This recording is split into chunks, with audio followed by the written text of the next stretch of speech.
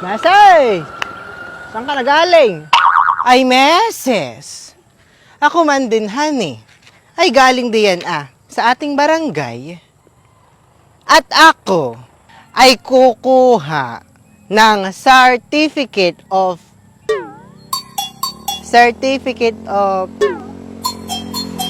indigency, meses. At itong aking apo naman ay nakagat ng pusa.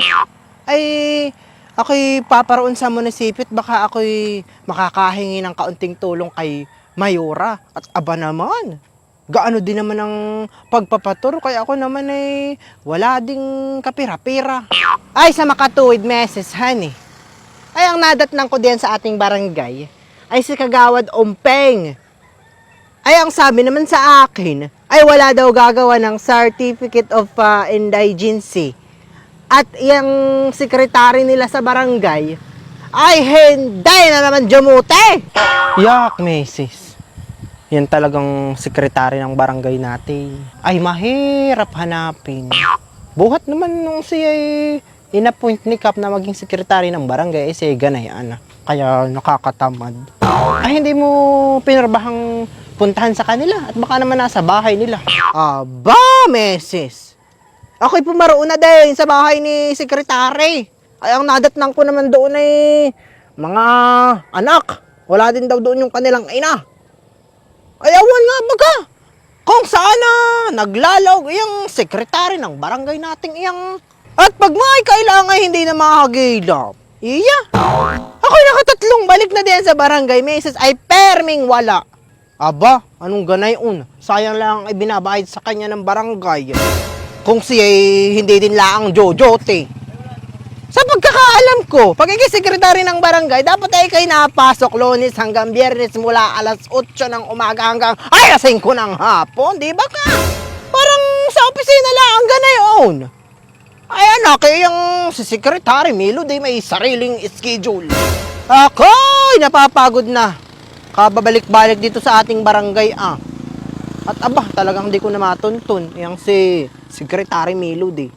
Ako na may isa pa ding taka dito sa kay Kagawad Umpingan At siya kagawad ng barangay ay dapat ay alam din niya kung paano gumawa ng ganayong certificate. At paano nga pagkaganayang wala siyang sekretary nila. Di ba ga?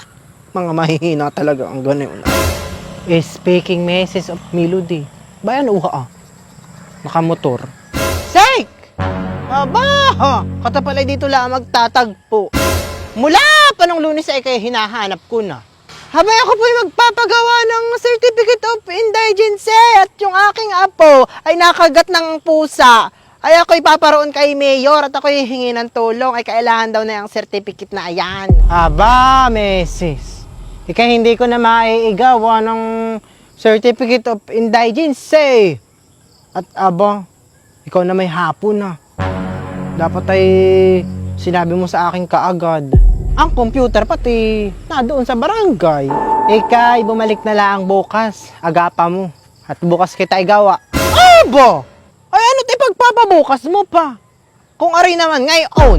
Ako hindi na babalik bukas at... Aba, mahagad naman sa gasolina. Yung motor ko napupudpud na pati ang gulong. Tsaka hindi ko naman kasalanan na ako'y hapon na. At ikaw ang may kasalanan at ako naman ay nakailang balik na diyan sa barangay hulay kay perming wala. Meses, ikaw nga hindi ko maiigawa. Wala pating ink.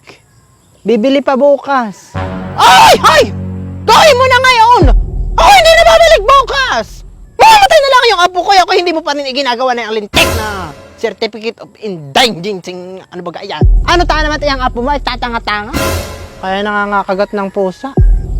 Yak meses! Ikay huwag nang makipagtalo diyan sa sekretaring iyan. Ihibang! Hayaan mo!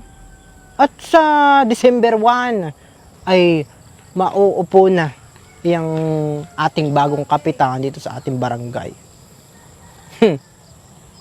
Patatalsikin na yang si sekretary Melody At siya na may walang pakinabang. Kaya maghanda-handa ka na, Sek.